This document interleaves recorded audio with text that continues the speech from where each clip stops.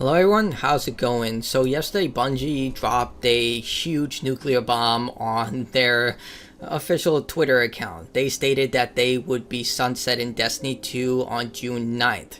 Not with a huge expansion, not when it was supposed to with the final shape, and then they kept going with the Star Wars parody. On June 9th, they will be sunsetting the game. There won't be any more updates after that date. They will have a celebration called the Monument of Triumph, with this going on right now, where they will allow you to experience previous Destiny content along with raid bosses and other stuff like that.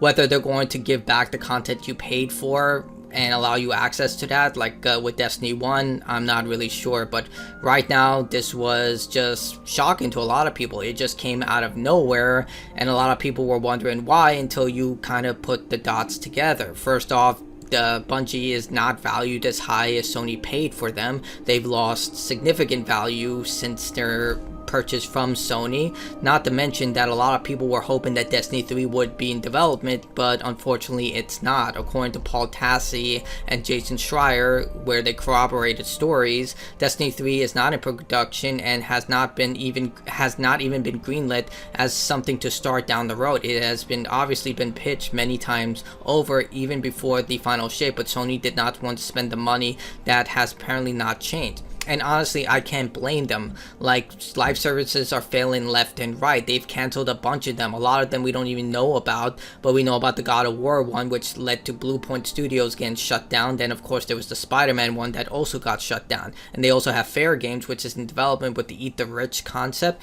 that has apparently not been doing well. So, I can't blame Sony for this, but granted, they dig their own grave with this stuff. Like, they're the ones who doubled and tripled down with live services under Jim Ryan, which was just a horrible idea. And now that even the king of live services, Fortnite, is struggling, you know things are very bad. And apparently this was so sudden that not all of Bungie even knew about this. Like, that is absolutely catastrophic. Like, even the people who were working on Destiny 2 didn't know this was happening, and there are going to be layoffs. Like, this, it doesn't take a precock to know that this is going to happen. The reason they're not doing this right now is because it would be cataclysmic. It would literally lead to it would decrease the value of Bungie even further, not to mention Sony would take the brunt of this. Like, you basically are trying to resuscitate a dying horse at this point. Like, what does Bungie really have? They had Halo, but that's Microsoft, and well, ever since Destiny, things have been up and down, and this is definitely their lowest point. Their latest game, which they've essentially put all their eggs into this basket, is Marathon, and I wanted to wait until today to cover this because I wanted to get exact numbers for when Marathon should have been the peak of its player count, and this is not happening. Right now I'm recording this at 6:30. It's still daylight out, but this is where people are getting off work on a Friday night. No one's playing Destiny. Marathon. Marathon is literally made for you to go into the weekend for the Cryo Archive to fight the compiler and get the best loot. You can only do this from Thursday to Sunday.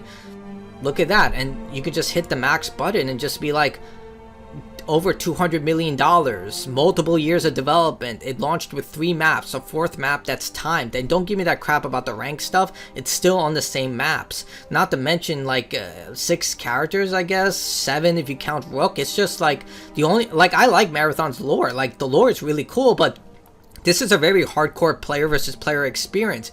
And just to put into perspective how bad things are right now is that they're completely going against the core of this game. I platinum Marathon. I've spent over 100 hours in this game. This is a P versus P experience. It is clear from the start that this game was built with player versus player in mind. The compiler, fighting the robots, the lore, all of that is secondary. The entire focus is for you to fight other players and take their stuff. That's what this game was built on. You can't, when you play the game, it's very hard for you to argue against that. But even with that, they're trying to go against the flow of their game and introduce player versus environment situations into the game to try and get those casual players and players who are just getting completely decimated by the sweats players. That's not going to happen. First off, people are not going to invest into your game now because they've made up their mind. A lot of people make that decision of whether to buy the game or not, usually within the week that the game is out, and seeing that there's been so much cover for Marathon, a lot of it negative, a lot of people are just done with the game. Then you're trying to attract players like me back into the game. I'm going to be like, then what's the point? Like, I've been playing this game extensively, and if you put just a player versus environment situation into the game, all I'll be fighting are ticks, robots, and that's it. Like the compiler, I guess, but that's only for Thursday, and I would have to get a team together because the compiler is still a very hard fight. So essentially, I'll just be fighting ticks and I'll be fighting robots. They did say they're going to introduce a new enemy type with this, so that's 3 enemy types. Marathon has such an incredible rich lore when it comes to enemy types. The fact that it launched with like barely 10 is absolutely just disgusting. Like Destiny 1 had more enemy types than this. But yeah, Bungie itself is going against the flow of this game. And Destiny 2 is doing, you know, whatever they can right now, because right now the game is dead. Like, this is it. Like, this is the final hurrah. A lot of people are just going to hop in and see what's there until finally the game closes down. Because when the game sunsets, like Destiny 2, it's not the same thing like Destiny 1. Like, with Destiny 1, you can buy the entire package, the Taken King expansion. You can play all the campaigns. You can play all the raids. Everything is still available. In fact, there are still players playing Destiny 1 aggressively. Like, you can find a community, but when it comes to Destiny 2, there's so many changes, so many differences, so much content that has been removed because of Bungie's absolutely abysmal reputation that I don't know what they're going to do at this point. Like, why would they even care at this point? Like, Bungie doesn't really listen to their fan base when it comes to this. The only reason they're doing the player versus environment situation is, I have zero doubt it was Sony who was like, you better make this work. Because I know a lot of people saying, why are they investing in Destiny 2 and why they invest in Marathon and not Destiny 2? It's because they invested so much money into Marathon.